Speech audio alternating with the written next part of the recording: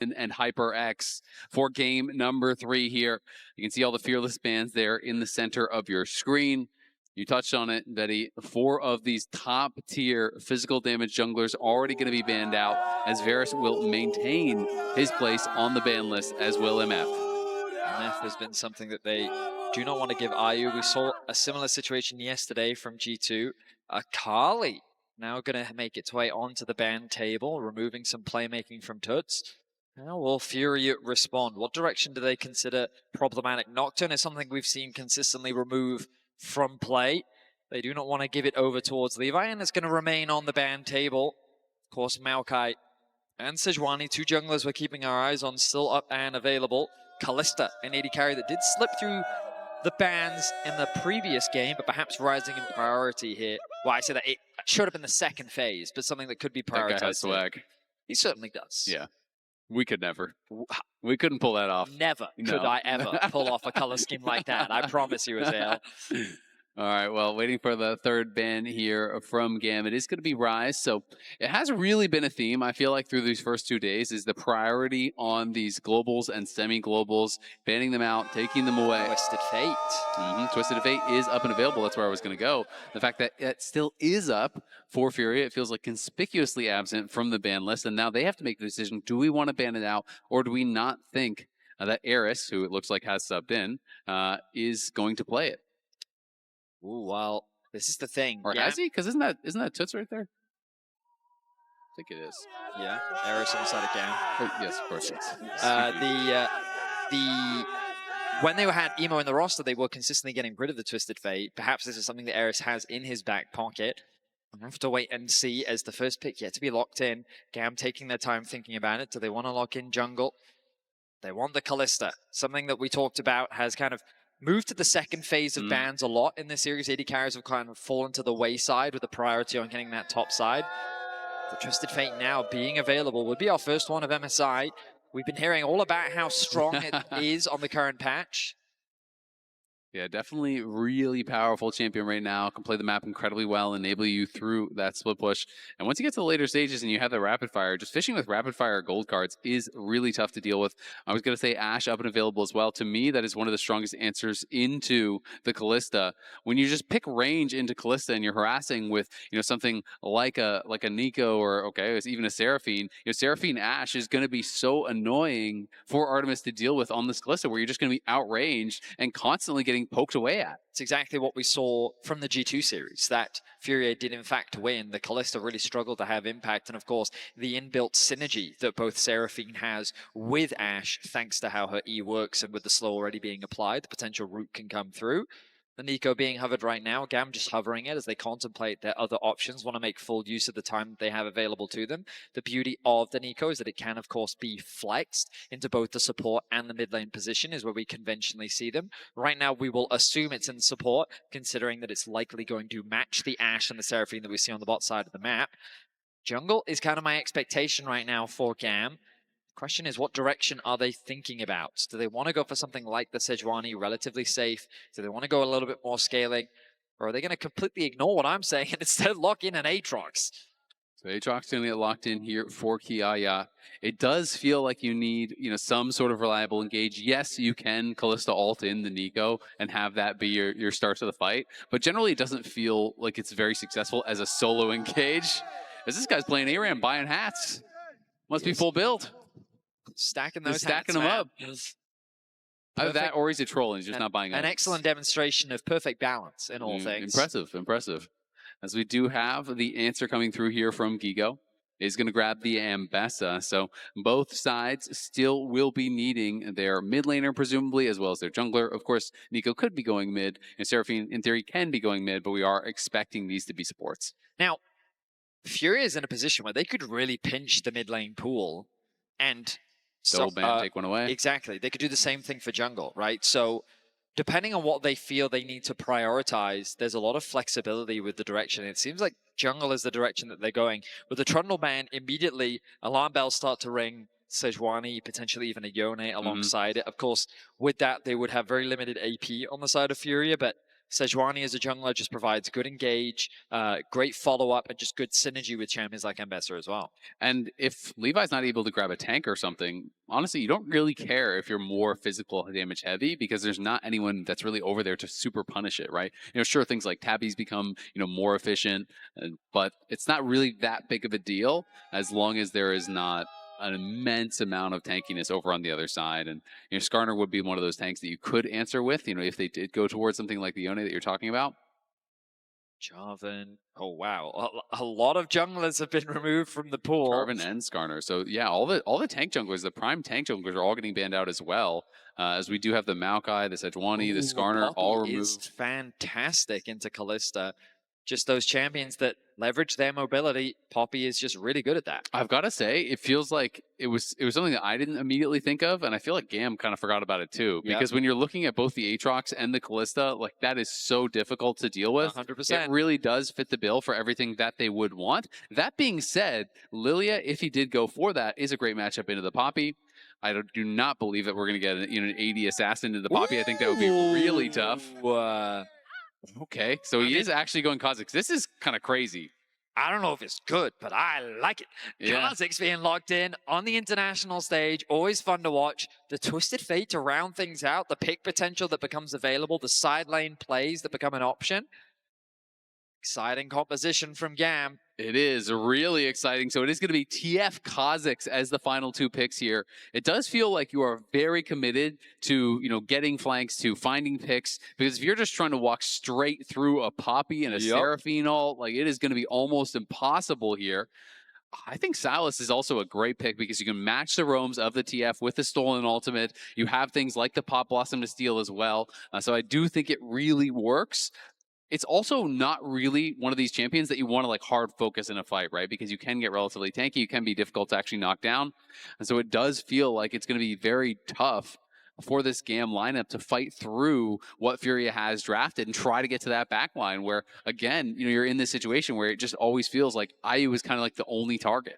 It's one of those matchups in mid lane where I still remember Showmaker's Twisted Fate back in the day and how oppressive he was on the TF in this matchup in particular, that it's just burned so clearly into my mind that I know how much damage a TF is capable of doing in this matchup and how difficult it can be for the Sylas. We'll see how Tuts manages the pressure or if he really experiences that much, because if you're willing to fight in the mid lane, it can get pretty crazy. This Kha'Zix, though, I mean, there's a lot of dash champions going into the Poppy. Now, of course, Poppy can't block them all. That's what I always tell myself, too, when I have a draft like this.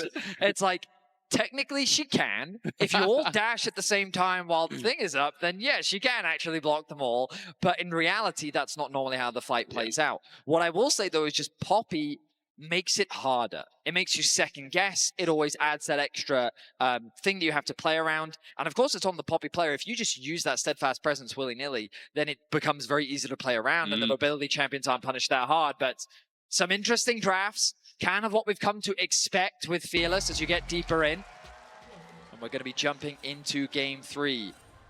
I won't say that I expected the Kha'Zix into the Poppy, though, in a Game 3. There still are, a lot of options, but Levi throwing it down, and Kha'Zix definitely is a feast or famine champion. It is very difficult to make work at the professional level where people are so aware of where you could be coming from, so good at actually peeling and interrupting you looking for these plays. The bot lane as well, I think, is going to be difficult for GAM. You are definitely very heavily outranged by this Seraphine Ashe when you're playing the Kalista, so it's going to be a tough draft to execute on, but if they can make it work, it would be extremely exciting. And we saw Inspired even playing the Kha'Zix in Game 5 of our finals. We're able to make that work, but it's definitely tough. I think back as well to Canyon picking the Kha'Zix, often using it as a matchup into things like the Xin Zhao in particular, just because of your strong dueling prowess. And I think that's often the idea that Kha'Zix is a very good duelist. In the 1v1, especially a champion like Poppy early on, you struggle to win out on the isolated matchup. But in order to leverage that, you need control of your lanes. And so you've already highlighted the bot side of the map. It's not going to go that favorably. It's going to be made even worse now that the map has been split.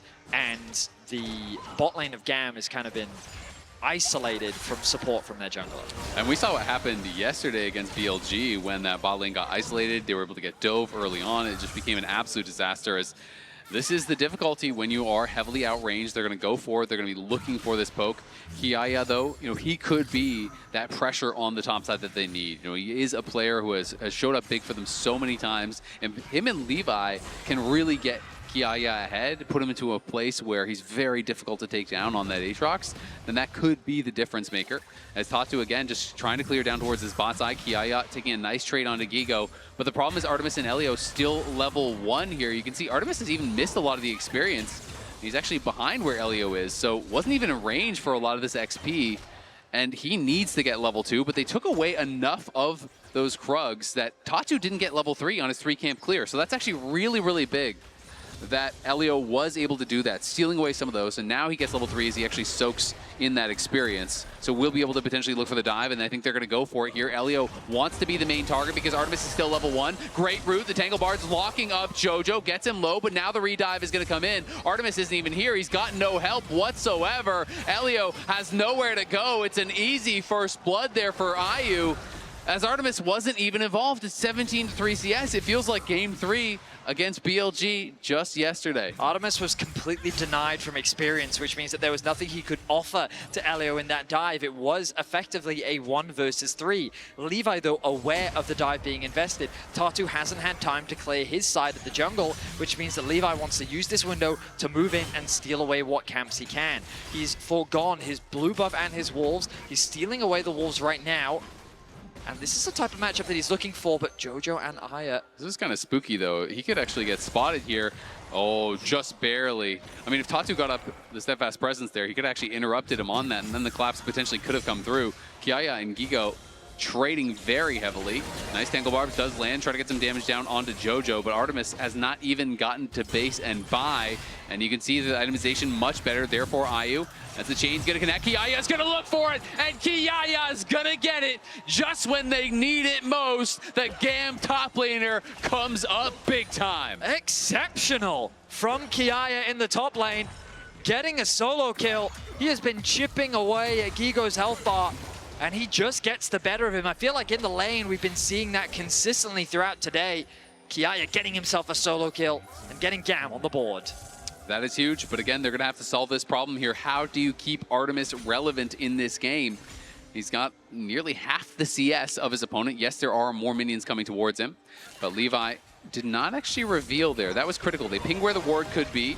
Now Artemis looking for a fight here. Jojo going to be rooted up. Elio has been on point. Levi does arrive, but it's IU stepping forward. It's IU flashing to follow and getting the kill. Levi should be able to run him down. Does get one back as Eris fighting heavily here against Toots in the mid lane, taking the better end of that trade. The trade of flashes did have to spend the cleanse as well, though, for Artemis. And again, he goes down, and it's going to be in this awkward position where he's just not getting any of this income. The kill went to the Kazakhs. IU is 800 gold ahead in this individual matchup, and Artemis barely even has 800 gold of combat stats. It's a very awkward situation that the bot lane finds themselves in, and this is where the responsibility of the other GAM members just raises. They're going to need to have... They're going to have to support their AD carry as much as possible, and they're going to have to get him through what is a rough early laning phase. FURIA was able to do it in game 1.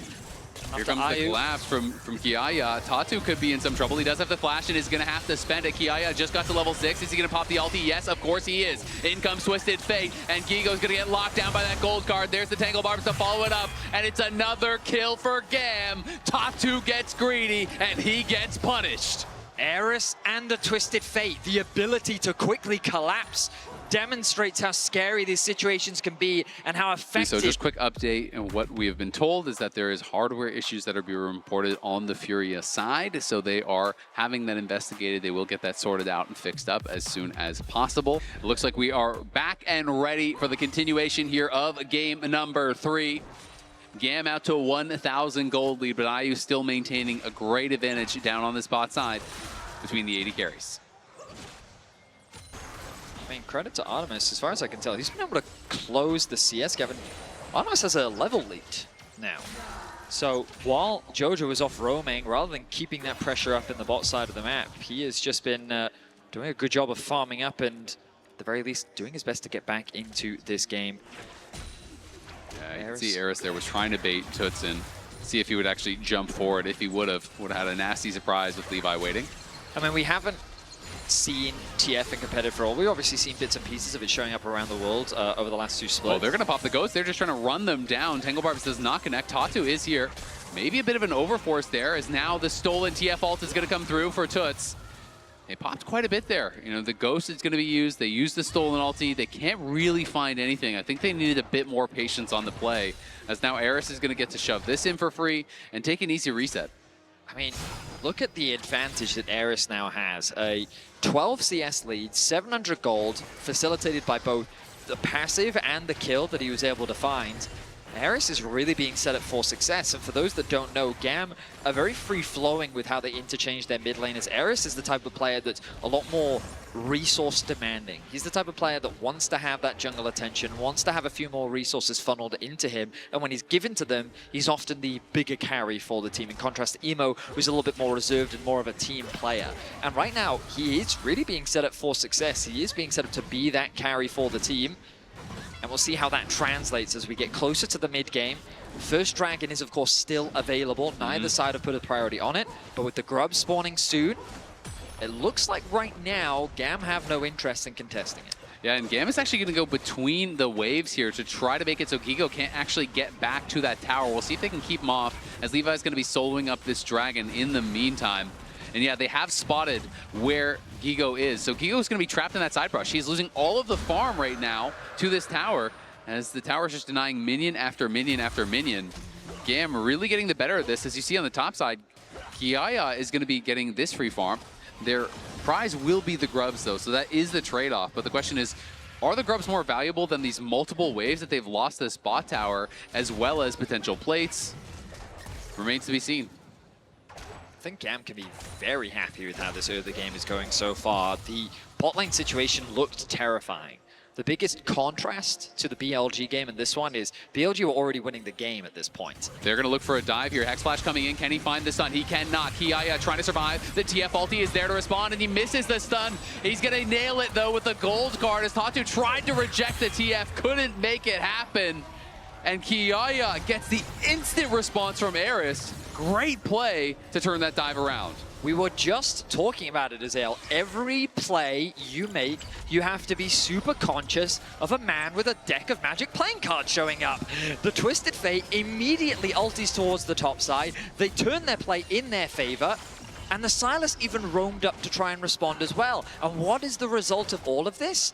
The bot lane getting completely free access onto this tower. And I mean, Gigo never got back to that bot lane tower, by the way. This is like 5+ minion waves that died to this tower in a row. That is a massive amount of experience and gold that has been lost. You can see Kiaya is about to hit level 9. Gigo's 7.5. That is that difference of everything that he's missed out on. And that is a really big deal, as Gigo was already behind, and now he's 30+ CS behind. He's over a full level behind, and he is going to really struggle, I think, in this game. Artemis holds on to the level lead that he was able to build over Ayu. In terms of the gold, it's practically nothing now. Their itemization is pretty much identical. The Blade of the Ruin King going to be coming out very soon for Artemis. I mean, he's just completed his base, so we'll likely have to generate a decent amount of gold. And as you rightly highlighted on the top side of that, Kiaya is chilling. A 950 gold lead over his counter matchup. I mean, look at that. Similar in the mid lane as well. Sundered Sky to not much over on the other Rod side. of Ages at 10 minutes into the game. Like, Yeah. things are looking good for GAM. They're looking really good. You're going to get that stacking up that much earlier here. And Gigo just is not going to be able to interact whatsoever. You see the one-item power spike even done in the jungle there for Levi. He's got the early Ghost Blade, so is going to be going for a pretty aggressive build in this game, as you would expect on the Kha'Zix. I mean, he's already been the point of conversation, I will admit. We were a bit skeptical about the Kha'Zix coming in on this draft. Our main concern with this GAM composition is, how do they really start fights? Like, they've got to be quite clever with their execution and approach to the team fights. Ouch. As Kiaya gets a massive trade in the top lane once again. Because they're going to rely on flanks, rely on picks, rely on creative ways. And if your main engage is literally just throwing your Nico into the enemy team and hoping that it sticks, it might work, but you're going to need good vision coverage, good flank angles, and an easy access onto IU, which I don't think is going to be that easy. No, it's not whatsoever. And I will say, though, a lot of those problems are solved by being ahead, because then often you get the push, you show up to the objective first, now they have to walk into a potential gold card and potential poke as they are coming through those chokes. And the fact is, well, that GAM is going to be able to play the sidelines very well with this TF. I always think when you have a split push comp, it's so critical to get early dragons because it buys you time then. 100%. You're not drawn to that potential soul fight. They got the first dragon. We'll see if they can go for the second. They're going to look for a dive here. Kiaya trying to set it up. Eris has the gold card prepped and ready. And Gigo's going to get stunned up. Great sidestep from Kiaya. Dodges the public execution as Levi will not be dodged. Jumps in, takes his fear, and knocks him down. This is exactly how we wanted to see GAM play this composition. They've been reactive with the TF ultimate. They've been proactive with the TF ultimate. It feels like that whenever Eris has the TF ultimate available, they're looking to make a play. Exactly. I mean, we're 12 minutes in. He's had 3 successful ults. Yep. He had the counter dive on top lane, this dive now, as well as the TF ult to actually catch Tatu on the invade. That is fantastic. Everything he is doing is working really well. Because there was the jungle invade as well. Yeah. So he's been on point with these ultis everywhere. In this game. A really high impact TF performance so far. Levi, I was worried about how he would have impact on this game, but he finds himself at 2-0-0 on the Kha'Zix as well. He's not going to be spotted out on vision just yet. Observer's highlighting for is that they are aware of the vision made by FURIA, but it feels like FURIA are just kind of running out of options. Poppy needs setup in the lane to be able to make a play, and you think bot lane, they have it. Mid lane, Silas has some as well. But on the top side of the map, there's very little that they can do for Gigo. There really is, and Levi is here and waiting as Toots is going to get the bad news, steals the Kha'Zix ult. We'll be able to use that to go and Viz and just back it up. So well played there by Toots in the response, but that is the play that they were looking for earlier. Eris just waiting with Levi behind him. If you ever jump in there, you're going to get hit. And if you never jump in these melee versus range matchups, well, guess what? You get slowly whittled down, you get pushed in. So it is kind of that lose-lose scenario if you don't have eyes on Levi. And Artemis now, the deficit doesn't even matter. He's even in the farm. This horrible bot lane scenario that they were in early on has been completely mitigated. And this bot tower is about to fall as well. They've been able to get all 4 plates from it. They're going to secure this tower. The gold will swing in Artemis's favor. Look at the farm up here. That's a problem. And now the gold is all blue. It is advantage across the board. GAM have accrued a 4K gold lead. It is the opposite story of what we saw in Game 2. FURIA were nothing but dominant, but huge credit to Eris. They needed him to come in and have a carry performance, and he has done just that on this Twisted Fate. He's smurfing. We'll see if FURIA can turn around, because I still think their 5v5 is very good compositionally, but this far behind, it is really tough to make it work. You know, Game 1, like I said, very back and forth. Game 2 was a stomp for FURIA. Game 3 is looking like GAM are crushing right now. You can see the additional plate gold that they have grabbed has been massive. And I feel like everything kind of went wrong off of that lane swap from FURIA. It would be really interesting to hear, you know, the Death's opinion on that, you know, when they do break this game down.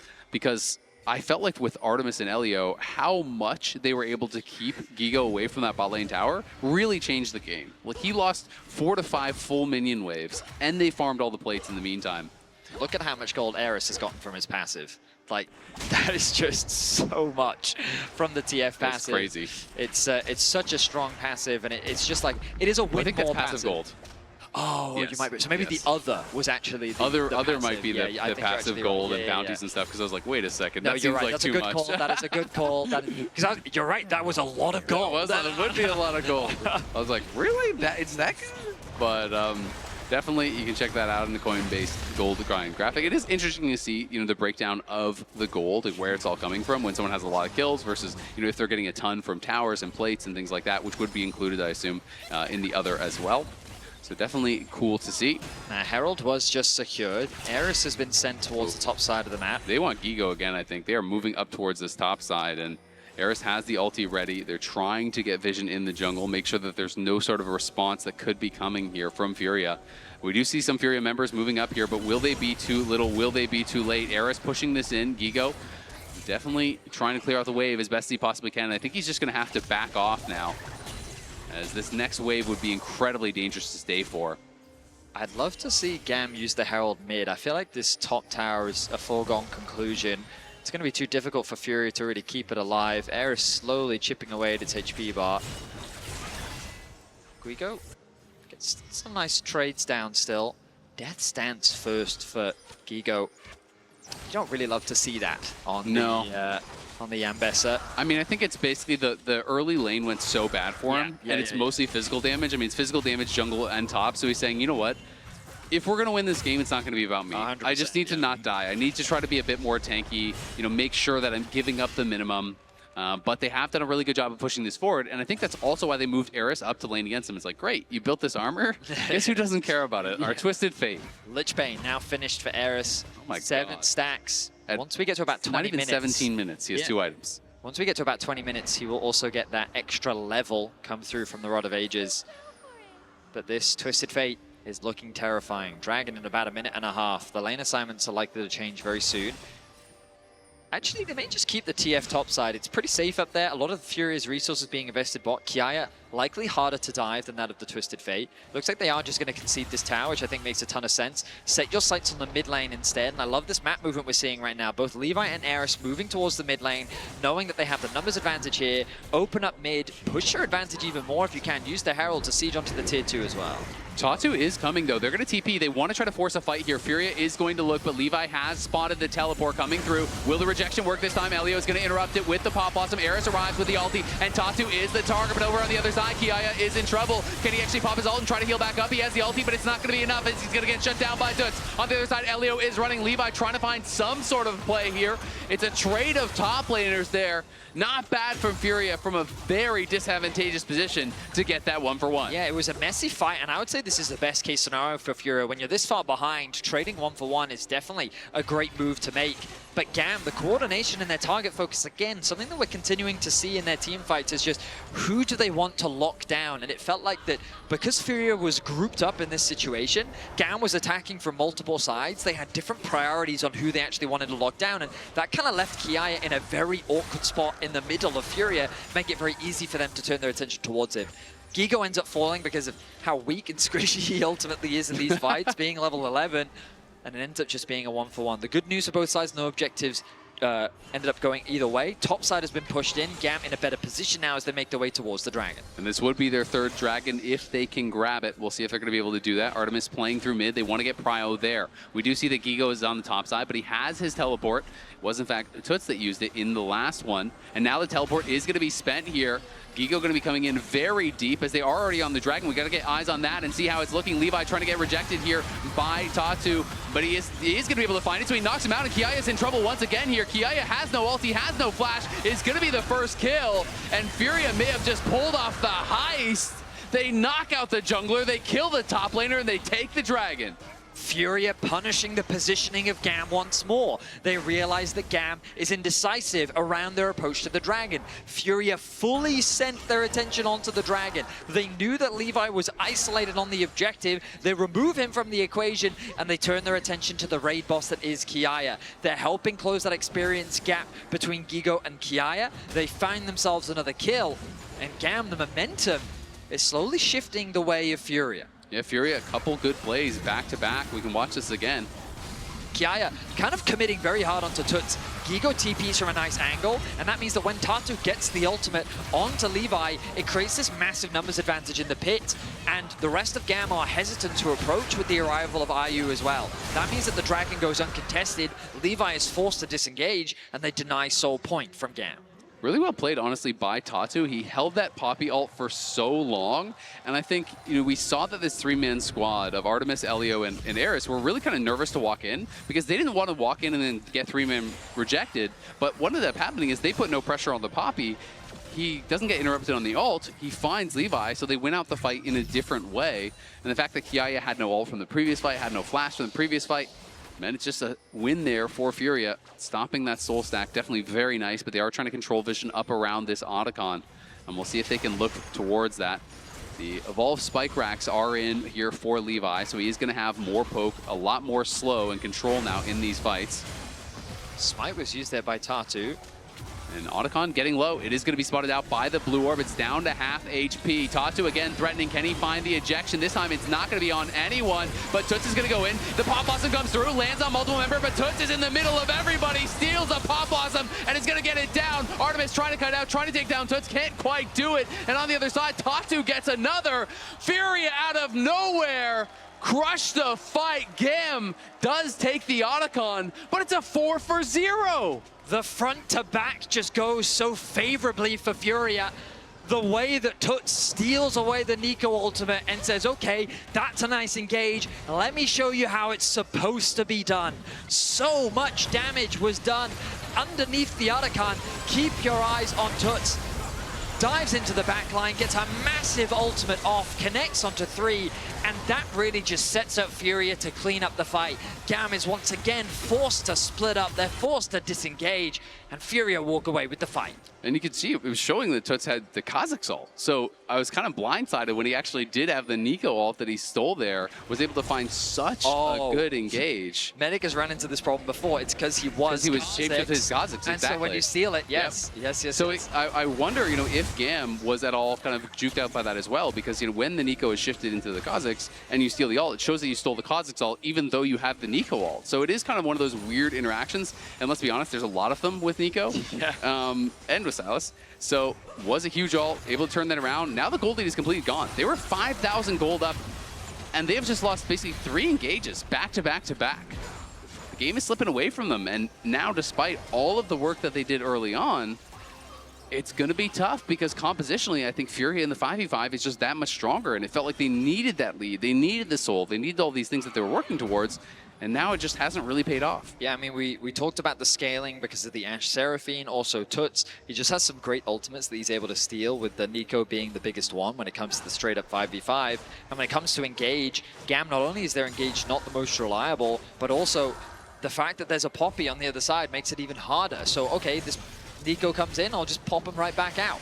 So it feels like Furia, you're completely right. When it comes to the straight-up 5v5 team fights, Furia should have the advantage, and that's why we put so much stress on GAM finding flanks, finding creative ways to find picks. You can't just play the traditional teamfight style with a composition like this. And remember, GAM found themselves with a 4K gold lead. Everything was going their way, and now that gold lead is evaporating. It's completely gone. And we'll see what they can make happen here, as they do still have a pretty strong top side. They can still rely on Kiaya potentially in these side lanes to make things happen, but the pressure definitely is mounting as Furia has been able to create so much space, with the stolen Poppy ults, or with the Poppy ults, with the stolen Silas ults. They've been looking really, really good, and Seraphine is just such a problem as you get into the later stages of the game. The amount of healing and shielding that you're putting out, the ultimate CC is incredible. Even grabbed an early Mikhails to deal with the potential gold card picks that are coming through as Eris is building towards that expected rapid fire.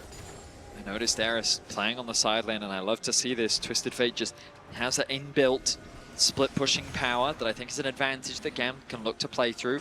Furia's just on the dragon again. GAM always seems to be a bit late to show up to these setups. We'll see if they can find the fight now. Tatu going to look for the rejection. Does knock Levi out. Can they finish it in time? Toots threatening on the side. Gets the stolen ult. He's going to look for it. The Pop Blossom connects. Can they actually burst down Toots? Toots has the stolen ult. He trades it back and forth. Kiaya trying to life steal drain in the middle of everyone. Can't do it. Artemis down incredibly low. He's on the run now. Also, IU looking for him. So is Tatu. Tatu flashes forward. Knocks him down with the buckler. And the Baron is about to spawn. They just killed off 2. Levi trying to survive here. We'll see if he can get out. Gigo going to flash the wall. Does spot him. Okay, maybe you get the execute, but it doesn't even matter because they're on the Baron. Furia are running away with it. Furia get what they want. They get the one team fight. They take out the jungler, and they will secure the Baron on spawn. Furia keep playing the fights better. They know how to navigate their way through the 5v5s. They secure another dragon. They'll secure the Baron. And Furia is looking to go match point in this best of 5. I mean, the gold graph is going to be an absolute cliff as it has swung so heavily back towards Furia. They're playing it out so well. Every time it feels like Tatu is getting really good value with the Poppy ult. And again, we had that stolen ultimate from Toots, able to turn things around. They just couldn't burst anyone down. So you can see that the Nico ultimates basically get used in exchange, but IU is just untouched. He is given so much freedom and space to hit whatever target is in front of him. And when it's just this brawl of people throwing skills at one another, it's always going to be Furia that comes out on top because their champions are just better at winning in those front-to-back fights. I mean, Seraphine's stacked up on everyone, putting out all of this shielding, all of this healing. There's so much CC coming through. GAM basically made the call. We're going to try to just one-shot Toots as he's coming in on the side, but he had the shield from the Nico ult. He had enough HP and shielding coming through from JoJo. Tatsu moves forward. Everyone is there to back him up, and when GAM commit that heavily to him and don't get the kill, the fight is cooked. I mean, you're completely right. Like, GAM's comp just has so much single target damage that if you don't kill the single target, there's no way that you're going to win out on the fight. Absolutely. GAM, though, pushing for this tier 2 top, going to try to trade on the other side. They feel like they can't defend the inhibitor, so they're going to just keep pushing here for the base. Levi needs to get out of there as Toots is going to be looking, won't be able to find him with the Abscond of Duck, but the base is going to be cracked here on the top side. The arrow does connect, but it's going to be actually Furia that's having to kind of back potentially to... No, they do cancel it as they see that GAM is going to back off themselves, and meanwhile in the base, Toots just killed off GAM in this split screen, got the kill onto Levi. They're now taking the inhibitor, and now they're just going to try to end the game here straight up as they have minions in the base. It's going to be up to GAM in the 4v5 to try to defend. We'll see if they can do it. Their wave clear is not that strong. Furia pushing, poking down Kiaya, looking for the root, won't quite find it. The first Nexus tower down incredibly low. Eris does find the gold card. Toots getting down to about half HP, but he still has a stolen ultimate here, and Elio's gonna look for it. Goes in with the pop blossom, connects on multiple members, but Kiaya is being focused down on the other side. Eris trying to do what he can, but Artemis is already gone. GAM are falling, and Furia pull off the comeback, move us to match point. What a performance from the Brazilian squad. It felt like the deficit was getting out of control, but Furia stays steadfast. They find some fantastic fights,